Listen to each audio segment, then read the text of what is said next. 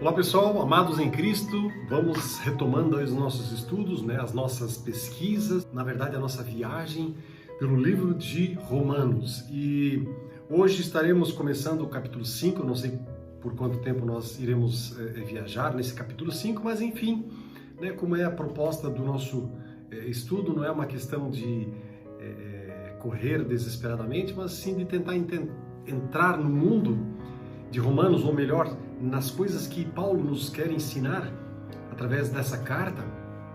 E, na verdade, não o que Paulo quer ensinar, mas o que o Senhor Jesus, o que Deus quer falar conosco usando essa palavra, porque essa palavra, ela é poderosa, ela é viva e eficaz, mais eficaz que uma faca de 2 gumes. Ela penetra dentro da gente, discernindo, dividindo alma e espírito juntas e medulas. Isso é o que a palavra de Deus faz na nossa vida, se nós deixarmos. E a minha oração é que você deixe, que eu deixe.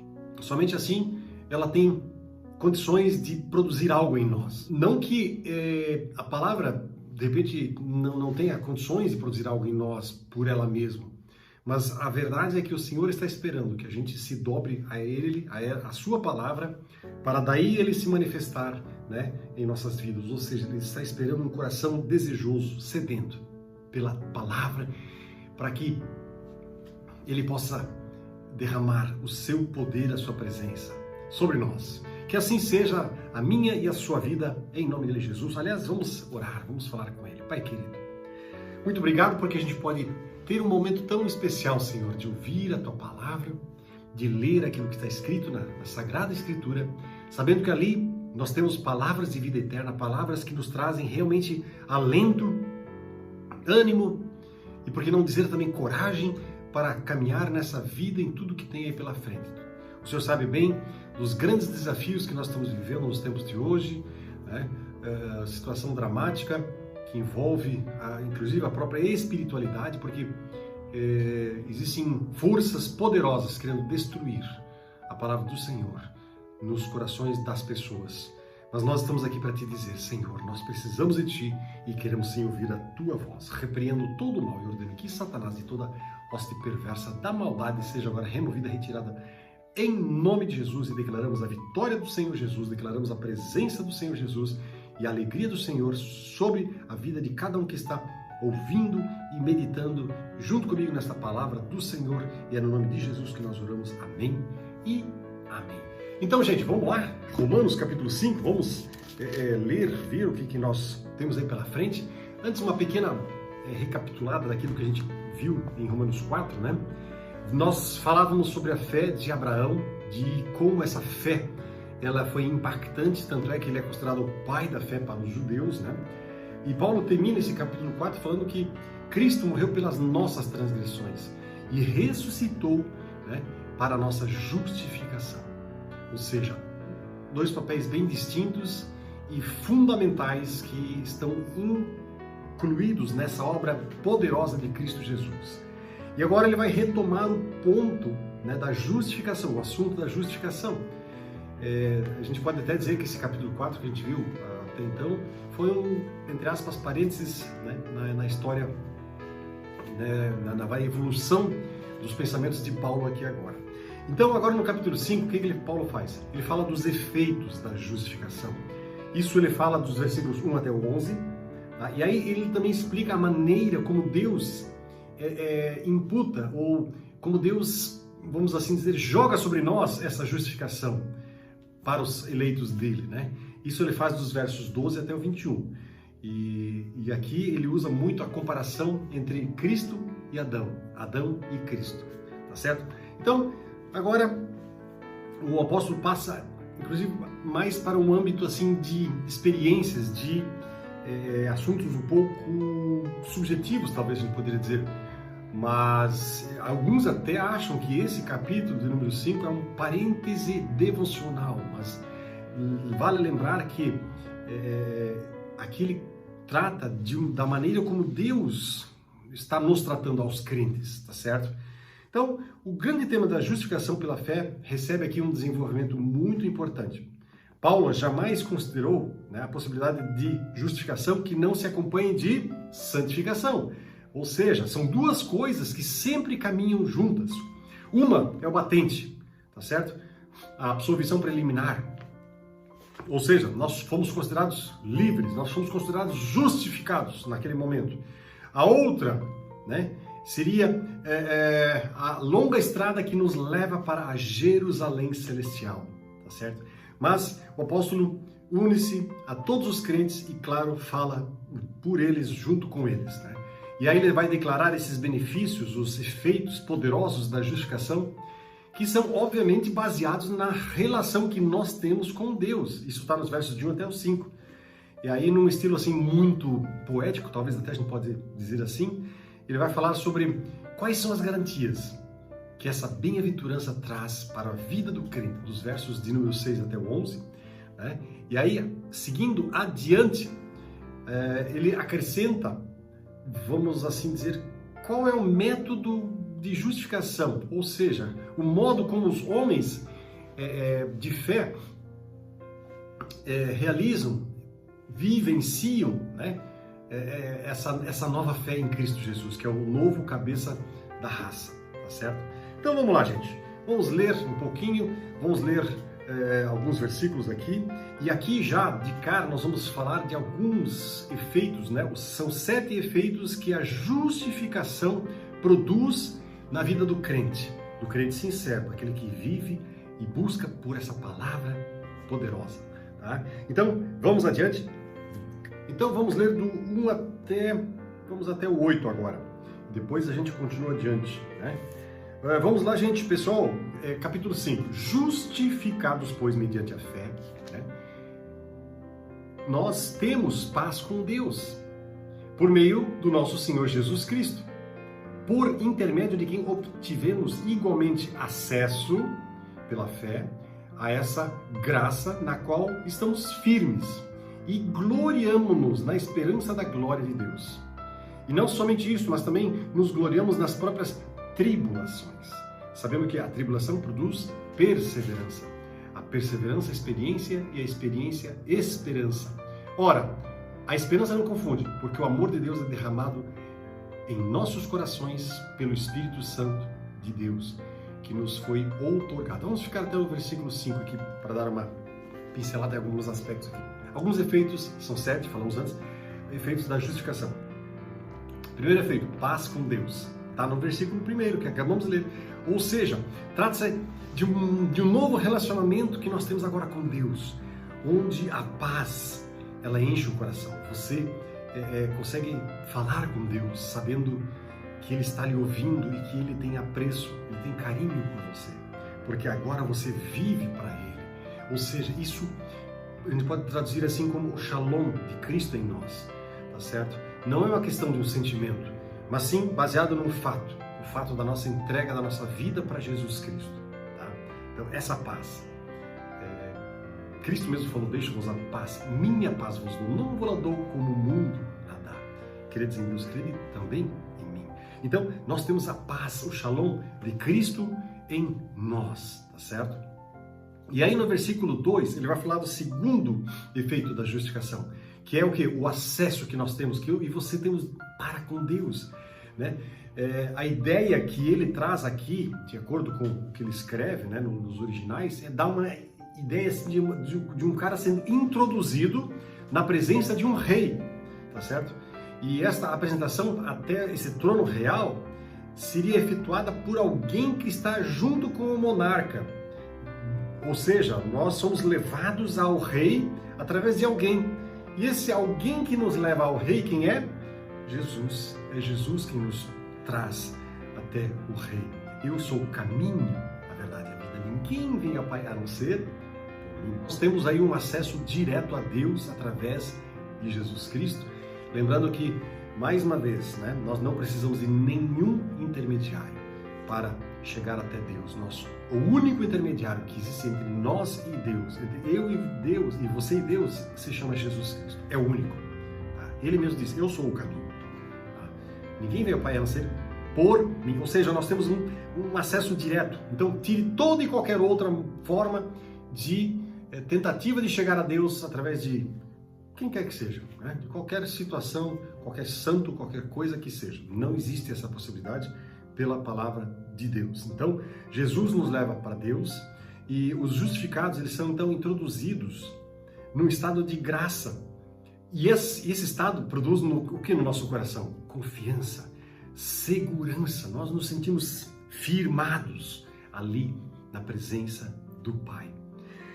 Terceiro grande efeito, acabamos de ler no verso número 3, nós nos regozijamos, né, na esperança da glória de Deus. Ou seja, nós ficamos alegres pelo fato de que um dia Deus vai se manifestar poderosamente, sim, Ele vai destruir toda essa maracutaia, essa sujeirada toda, né, que o mundo todo ele está envolvido, mas um dia a glória do Senhor será vista. E o crente, ele espera por esse dia, esse glorioso dia. Que mais? Lá nos versos de 3 agora até o versículo de número 10, Paulo vai falar que nós nos gloriamos na tribulação, né? Ou seja, as aflições, elas produzem qualidades excelentes naqueles que creem. Porque eles sabem que esse sofrimento, ele produz o quê? Paciência. Paciência produz perseverança. E aí isso nos produz o quê? Um caráter provado. E essa experiência provada, ela vai nos trazer esperança. Se alguém quiser dar uma olhadinha também, 2 de Timóteo, capítulo 2, verso 3, fala sobre essa esperança, essa bendita esperança, né? De nós nos gloriarmos na tribulação. Isso é uma coisa louca, doida, porque quem é que quem se alegra no meio de um sofrimento? Isso não faz sentido nenhum. Não tem lógica nenhuma nesse negócio. Agora, o crente sincero, que sabe que a sua vida é cuidada pelo Senhor dos Senhores e Rei dos Reis, ele vive uma certeza no seu coração de que ele é cuidado pelo Pai. E quando a gente sabe que é cuidado por Ele, a gente sabe que as tribulações, os momentos difíceis, as dores, uma hora vão passar. E mesmo que não passem, mas na eternidade elas passarão. E aí nós estaremos para sempre com Ele, tá certo? As almas daqueles que creem, elas estão inundadas pelo amor de Deus. Isso é que traz para nós alegria na tribulação. Que a presença, esse amor de Deus, na verdade, nada mais é, nada menos é do que a própria presença de Deus em nós. O Espírito Santo, ele, lá no verso 5, ele vai falar do Paráclito, desculpe, né? Ali, ó, bem no finalzinho, do nosso coração pelo Espírito Santo que nos foi outorgado. A palavra que ele usa aqui é Paráclito, quer dizer, ele é o Consolador que está dentro da gente. Então o Espírito Santo tem esse nome de Consolador, porque ele faz exatamente isso na minha e na sua vida, ele nos consola, ele nos traz alegria de novo. E aí no verso de número 5 até o verso de número 8, tá certo? Que nós lemos, ele ainda fala do quinto efeito dessa justificação. Nós temos a certeza da esperança. Nós temos certeza, tá? A esperança não confunde, verso do número 5, porque o amor de Deus ele é derramado em nossos corações. Ou seja, nós estamos seguros, firmados, nós temos convicção no coração de que o que nós esperamos nós vamos alcançar. E o interessante é que aqui agora, a partir, né, desse momento aqui, Paulo desenvolve dois argumentos com os quais ele quer provar que Deus realmente nos ama. O amor de Deus por nós é algo assim fantástico, maravilhoso. O primeiro ponto que ele quer enfatizar: que situação nós estávamos quando Jesus Cristo morreu por nós na cruz, hein? No estado de desespero. A morte de Cristo na cruz foi por nós quando nós ainda éramos fracos. Porque Cristo, quando nós ainda éramos fracos, morreu a seu tempo pelos ímpios.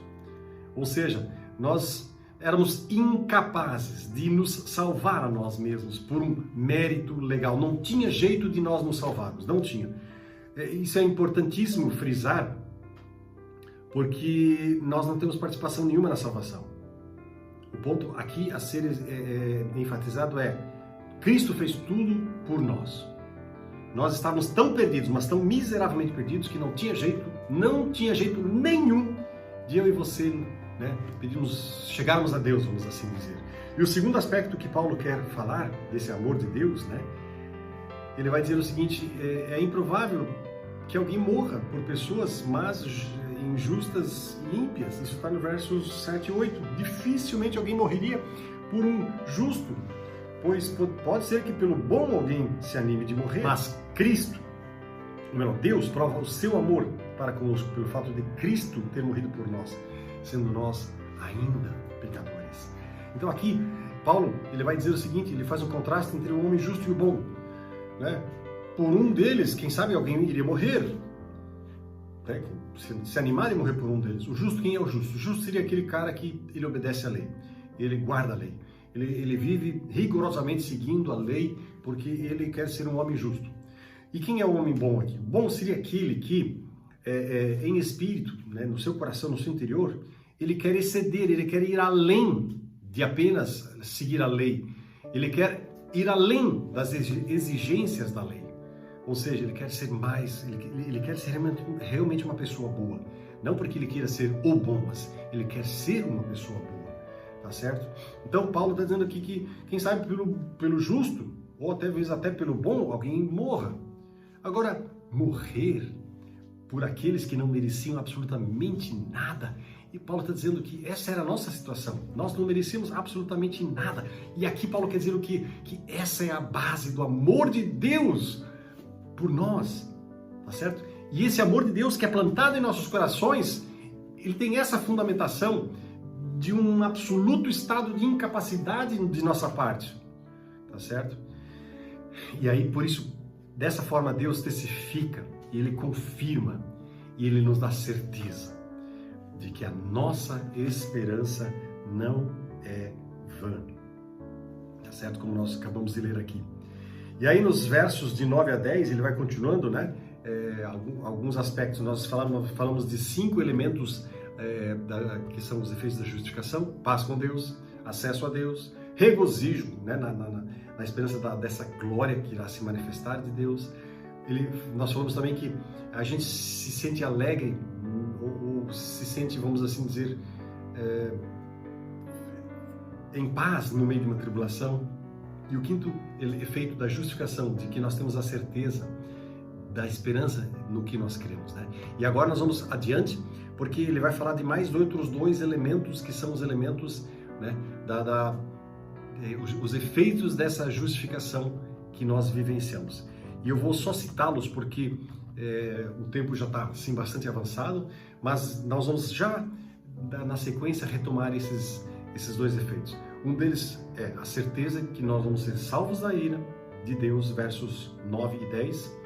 E o 7º aspecto da justificação, que nós nos gloriamos em Deus mediante Jesus Cristo. Tá bom? E aí então eu quero também encerrar tendo um momento de falar com Deus. A grande pergunta que nós precisamos fazer é: você já foi salvo pelo Senhor? E se você já foi salvo, você está no caminho da santidade, no caminho dessa justificação? Porque é disso que nós estamos falando aqui, das 2 coisas, na verdade, né? Salvação e a caminhada para a santificação. Justificados e santificados.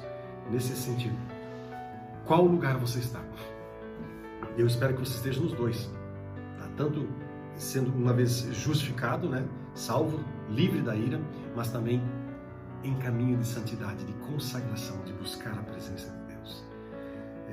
Existem coisas que na nossa vida, na caminhada com Deus, nós precisamos tirar. Então esse é o momento de você parar um pouquinho, dobrar seu joelho, falar com Deus e dizer: Senhor, tem coisas na minha vida que eu preciso arrumar, porque elas não podem continuar em mim, em você. Amém? Vamos ter uma palavra de oração. Pai querido, obrigado pela tua poderosa palavra.